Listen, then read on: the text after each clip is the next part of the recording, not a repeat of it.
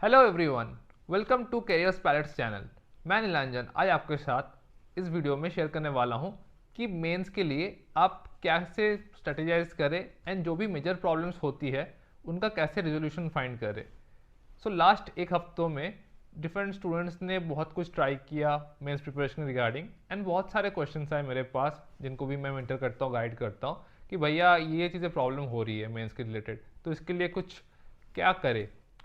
इस वीडियो में हम कोशिश करेंगे उन 5 प्रॉब्लम्स को जानने के लिए एंड उसको कैसे सॉल्व करें।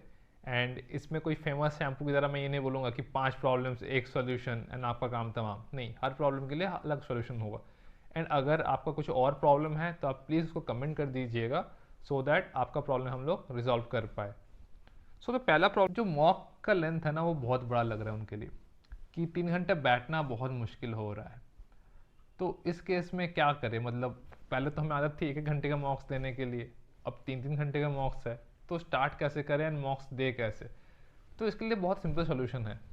तो स्टार्टिंग में एक काम करते हैं, हमने इसको देखते हैं कि ये बड़े बड़े सेक्शंस का मॉक है। आपका क्वांट सेक्शन है, आपका रीजनिंग सेक्शन है एंड आपका इंग्लिश और जीके सेक्शन है। तो एट ए टाइम आपको क्या करना है, एक सेक्शन पूरा देने की कोशिश करनी है, उसमें कोई पॉज नहीं लगाना है। उसके बाद आप जो भी मॉक टेस्ट सीरीज यूज़ कर रहे हैं तो उसमें एक पॉज का बटन होता है, तो उसमें वो आप पॉज दबा दीजिए एंड फिर 5-10 मिनट का ब्रेक लेके फिर से दूसरा सेक्शन दे दीजिए। सो दैट क्या होगा कि जैसे ही आपने एक सेक्शन पूरा कंप्लीट किया तो एटलीस्ट एक सेक्शन आपका पूरा हो रहा है। एंड इससे क्या होगा, आपको जो 3 घंटे का मॉक है मे भी थोड़ा सा ज़्यादा टाइम खिंच जाए बट आपका मॉक को कंप्लीट हो जाएगा। बिकॉज अगर आप बहुत तोड़ तोड़ के देंगे ना तो पूरा दिन चला जाएगा बट आपका प्रोग्रेस नहीं होगा। तो सेक्शन वाइज ब्रेक लेना है, बीच में ब्रेक नहीं लेना, तो उससे फ्लो टूटेगा। तो स्टार्टिंग में ये करते 4-5 दिन, तो एक बार थोड़ा सा हम लोग आदत पड़ जाए चीज़ों के लिए, उसके बाद हम क्या करेंगे, पूरा फुल लेंथ मॉक देने की कोशिश करेंगे। उसके बाद क्या हो रहा है कि उनको ना बहुत ज़्यादा डिस्ट्रैक्शन हो रहा है, उसको करते करते मन विचलित हो जाता है, इधर से उधर देखने लग जाते हैं, कुछ और स्क्रॉल करने लग जाते हैं, सर्च करने लग जाते हैं। तो इस पर एक चीज़ तो आप बहुत ही ध्यान दे दे कि जिस टाइम पे हम मॉक दे रहे हैं ना उसमें ना डेडिकेटेडली टाइम डिसाइड कर ले। जैसे सुबह मैं अगर 9 बजे बैठता हूँ तो 12:30 बजे तक मैं मॉक खत्म करूँगा, बीच में थोड़ा थोड़ा ब्रेक लेके। इस टाइम के बीच में फ़ोन नहीं चलाऊंगा, फ़ोन को स्विच ऑफ करके साइड कर दीजिए। क्योंकि अगर आप यहाँ से बीच में उठ के कहीं पे चले गए एंड कुछ करना स्टार्ट कर दिया, फिर आपका मॉक खत्म, मतलब वो फिर आप हो नहीं पाएगा। फिर आप थोड़ी थोड़ी देर में थोड़ा थोड़ा करोगे, फिर चीज़ें डिफिकल्ट है, चीज़ें समझने में टाइम लगेगा, क्योंकि माइंड को ना फोकस करने में टाइम लगता है। आप एकदम से ऐसा नहीं है कि कहीं उठ के गए फिर आके एकदम से फिर से फोकस कर पाए, तो उसमें काफ़ी टाइम लग जाएगा। तो इसलिए the best way is phone वगैरह साइड कर दीजिए, बाकी सारी चीज़ साइड कर दीजिए। आपको पता है कि जहाँ पे आपको कुछ डिस्ट्रप्शन नहीं आने वाली पढ़ाई में, तो उस टाइम पे बैठ के मॉक दे दी। दूसरा प्रॉब्लम सारे एस्पिरेंट्स फेस कर रहे हैं वो हो रहा है कि प्रोग्रेस बहुत स्लो हो रहा है। मॉक्स दे रहे हैं, मॉक्स में बहुत कम क्वेश्चंस कर पा रहे हैं एंड उसके बाद जब वो देख रहे हैं, एनालिसिस कर रहे हैं, तो उसमें क्वेश्चंस को सॉल्व करना समझना बहुत मुश्किल हो रहा है। तो अगर आपको लग रहा है कि आपके मार्क्स बहुत कम आ रहे हैं, 30 से 40 के रेंज में भी आ रहे हैं एंड आपको लग रहा है कि चीज़ें आप सॉल्व करने में भी मुश्किल हो रही है, तो आप अकेले नहीं हैं। सबके साथ, ऑलमोस्ट सबके साथ ऐसा ही होता है, चीज़ें ऐसी ही डिफ़िकल्ट लगती है। एंड जिस चीज़ से हमें बाहर आना है ना, वो चीज़ है कि हमें ना जो प्रीलिम्स का पार्ट है जहाँ पे हमने 60-70 अटैम्प्ट करते हैं, ऑलमोस्ट 70% पेपर अटैम्प्ट कर रहे होते हैं, तो हमें वो लगता है कि 1 घंटे में हम 70 क्वेश्चन कर लेते हैं, 70% मार्क्स अटैम्प्ट कर रहे हैं। तो यहाँ पे भी हमें उस हिसाब से चीज़ें होती नहीं है। तो आपको समझना पड़ेगा कि मेंस है, मेंस का गेम अलग है, वो माइंडसेट अलग था, ये माइंडसेट अलग है। यहाँ पे चीज़ें अलग तरीके से चलती है। यहाँ पे 225 नंबर के पेपर में 80 मार्क्स का ही कट ऑफ आता है भाई, तो मतलब चीज़ें अलग लेवल पे है। तो चीज़ें, जो चीज़ें अलग लेवल पे है उसको अलग लेवल पे खेलना है ना हमें, हम सेम तरीके से इसको खेल नहीं सकते ना। तो अगर आप इसमें डर के, डीमोटिवेट होके चीज़ें करोगे नहीं, छोड़ के भाग जाओगे, तो उससे कुछ नहीं होगा। बट अगर आप इस पर लगे रहोगे ना एंड चीज़ें करते रहोगे तो ये चीज़ काफ़ी इजीली अचीवेबल होगा। फिर जो तीसरा पॉइंट सबको फील हो रहा है ना कि वो लोग क्वेश्चंस को कौन सा छोड़ना है, कौन सा करना है, इसमें बहुत बड़ी कन्फ्यूजन हो रही है। और कन्फ्यूजन तो होना ही है, क्योंकि हमारे जैसे पहले क्या कर रहे थे हम लोग, क्लर्क की तैयारी कर रहे थे, पीओ की तैयारी कर रहे थे, प्रीलिम्स की तैयारी कर रहे थे, उसमें छोड़ना बहुत छोटा पार्ट होता था। मतलब क्लर्क में तो ऑलमोस्ट सारा ही करने की कोशिश करते थे लोग, 80, 85, 90 के अटैम्प्ट करते थे। पीओ में 65-70, इस पर तो 75 के आसपास अटैम्प्ट किया लोगों ने। तो ऑलमोस्ट लोगों ने सारी चीज़ें जो भी मिला है ऑलमोस्ट करने की कोशिश की है। बट मेंस में सबसे इंपॉर्टेंट स्किल है जो आपको चाहिए होगा, वो है कि कौन सा करना है, कौन सा छोड़ना है। क्योंकि इसमें छोड़ना ज़्यादा इंपॉर्टेंट है करने से, क्योंकि अगर आप उससे गलत क्वेश्चन उठा लिया एंड उसमें टाइम गवा दिया तो आपका टाइम तो गया ही गया, क्वेश्चन भी नहीं हुआ। तो कैसे करना है, इसके लिए कैसे छोड़ सकते हैं, तो चलिए बात करते हैं कि छोड़ना कैसे है। तो जब पहला पॉइंट है ना छोड़ने के लिए, तो कोई भी क्वेश्चन हो जब आप पढ़ रहे हैं ना, तो उसको डेफिनाइट टाइम दीजिए कि लाइक 1-2 मिनट मैंने टाइम दिया एंड उसका बेसिक समझने की कोशिश की कि इसमें करना क्या है, चीज़ें कॉन्क्रीट है या चीज़ें में गैप्स है। मतलब फॉर एग्जांपल अगर एक टेबल आप बना रहे हो किसी ग्राफ से, तो उसमें सारा डेटा जो है, सपोज करो ABCD 4 लोग हैं एंड वो लोग 4 दिन में कहीं पे जाके कुछ खरीद रहे, खा रहे, पी रहे, या कुछ जाना है, ट्रैवल करना है, तो सारी डिटेल्स फिल हो रही है। उसका जस्ट बेसिक अंडरस्टैंडिंग ले लो क्वेश्चन से। उसके बाद क्वेश्चन को पढ़ के देखो कि जो डेटा दिया हुआ उससे डायरेक्टली चीज़ें निकल रही है या कुछ एडवांस्ड फॉर्म में कुछ उसको कैलकुलेशन करके सॉल्व करके फिर निकल रहा है। अगर चीज़ें डायरेक्ट एडवांस्ड है तो उसको अटेम्प्ट करो। अगर लग रहा है कि नहीं, इससे कुछ ड्राइव करके कुछ चीज़ें मिसिंग है, कुछ और निकालना है, तो उस चीज़ को फर्स्ट राउंड के लिए छोड़ दो। तो what do I mean by first round? So पहले ना जब आप पूरे पेपर को छान मारते हो ना, तो 2 तरीके से पेपर करना स्टार्ट करना पड़ेगा। पहला टाइम जो होगा जब जो क्वेश्चन आप एकदम सर्टेन हो, श्योर हो, चीज़ें ईजी है, उसको करके चले जाना। बाकी जो क्वेश्चन है उसको राउंड 2 के लिए रख देना। राउंड 2 का मतलब जब पहले जो भी इजी क्वेश्चन निकाल के छान के कर लिए, उसके बाद जो टाइम बचा उसमें आके फिर उन क्वेश्चन को करना है। एंड क्वेश्चन के लिए पहले क्वेश्चन को समझना जरूरी है एंड उसके जो अलाइड क्वेश्चन है, मतलब फॉर एग्जाम्पल एक पैराग्राफ आता है, एक DI आता है, उसके साथ 5 क्वेश्चन आते हैं सेम उसी DI के बेसिस पे।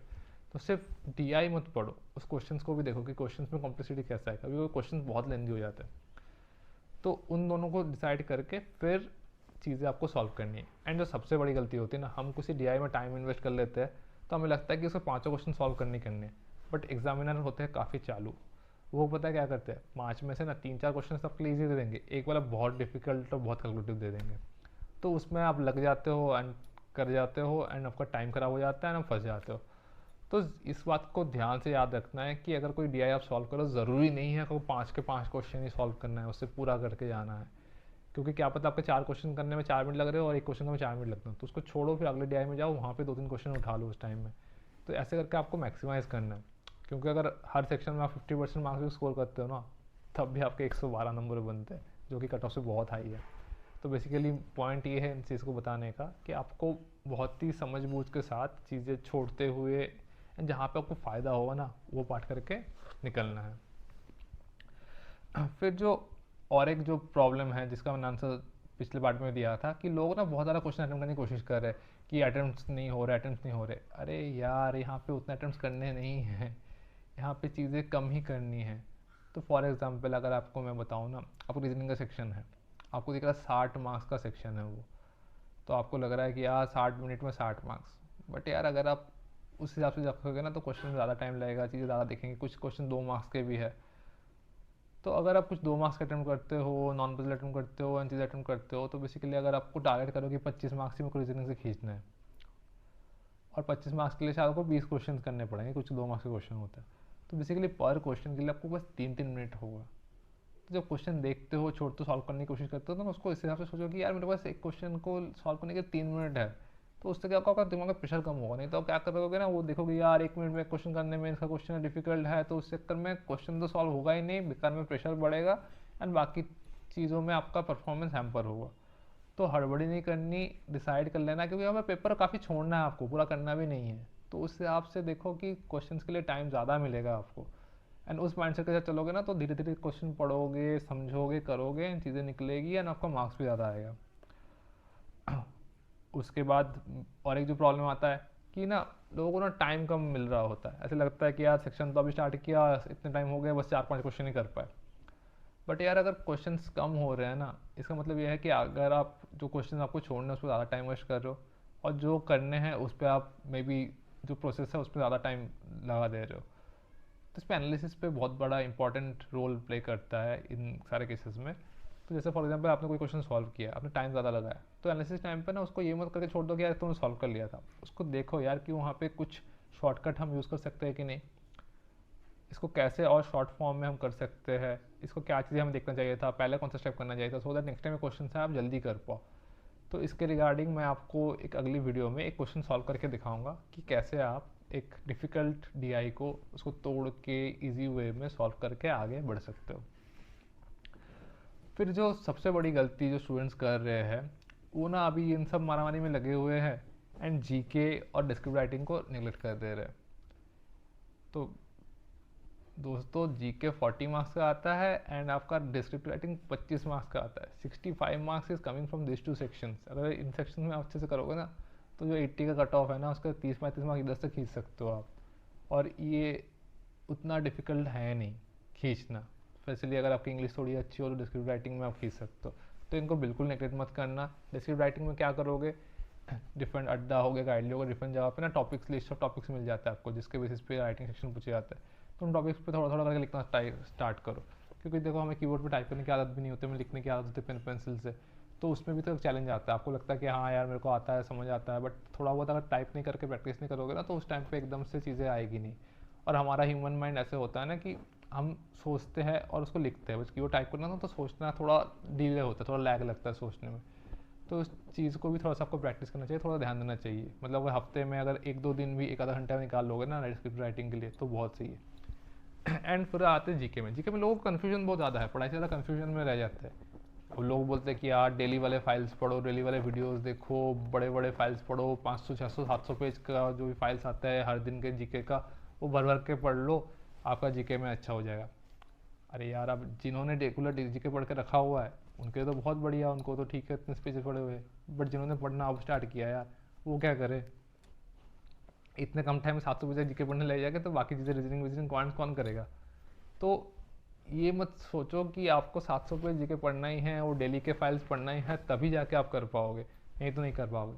अब अपने हिसाब से चीज़ों को देखो ना कि यार मेरे को टोटल 85 90 100 मार्क्स इस एग्ज़ाम से कैप्चर करने, तो मैं क्वांट में कितना खींच सकता हूँ, रीजनिंग से कितना खींच सकता हूँ, इंग्लिश से कितना खींच सकता हूँ, डिस्क्रिप्टिव राइटिंग से कितना खींच सकता हूँ। तो ये सब चीज़ों को जब आप जोड़ लोगे ना फिर आपको देखो कि आपको जीके में कितना चाहिए। एंड उसने के लिए आप अगर कैप्सूल पढ़ लो, मंथली फाइल्स पढ़ लो तो वो काफ़ी सफिशिएंट हो जाता है। आपको ज़रूरी नहीं है कि जैसे बाकी लोग कर रहे हैं, अब जो बंदा पहले से जीके पढ़ता है उसकी प्रिपरेशन ऐसी होगी, आपकी प्रिपरेशन में भी वैसे ना हो, मे आपका रीजनिंग स्ट्रांग हो, मे आपका इंग्लिश स्ट्रांग हो, तो उससे वो वाला बाकी रेस्ट ऑफ द मार्क्स खींच लो ना, और यहाँ से जितना हो पा रहा है उतना ही। क्योंकि आपको ये चीज़ समझना पड़ेगा, आपको हर सेक्शन में टाइम देना है। आप ऐसा नहीं कर सकते कि नेक्स्ट 30 दिन में 700 पेज जीके पढ़ लो, और सिर्फ पढ़ना तो नहीं है ना भाई, रिटेंशन भी करना है। चीज़ें पढ़ लिया याद नहीं रहा तो उसको तो फायदा नहीं ना, उससे जितना पढ़ो उतना तो याद है।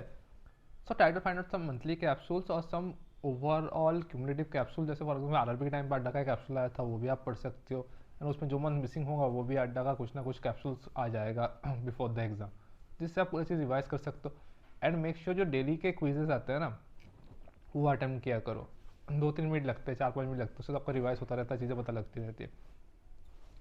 So thank you guys for watching this video. Please like and share this video and comment करके बताओ आपके और कोई प्रॉब्लम्स है कि नहीं। जो भी प्रॉब्लम्स है हम कोशिश करेंगे 24 आवर्स में उसका रिजोल्यूशन आपके पास in the form of comment देने के लिए। एंड चैनल को प्लीज़ सब्सक्राइब कर लो सो दैट नेक्स्ट टाइम हम ऐसा कुछ वीडियो ले आए तो आपके लिए काफ़ी हेल्प हो। एंड नेक्स्ट किस चीज़ में आपको हेल्प चाहिए, SBI PO की प्रिपरेशन के लिए कुछ हेल्प चाहिए या मेंस के लिए कुछ प्रिपरेशन के लिए हेल्प चाहिए, आप प्लीज़ कमेंट करके बता दीजिए सो दैट नेक्स्ट वीडियो आपके लिए हम लोग वो ला सके, सो दैट आपका फ़ायदा हो एंड इस साल हम आपके लिए एक नौकरी इंश्योर करा सके। Thank you so much.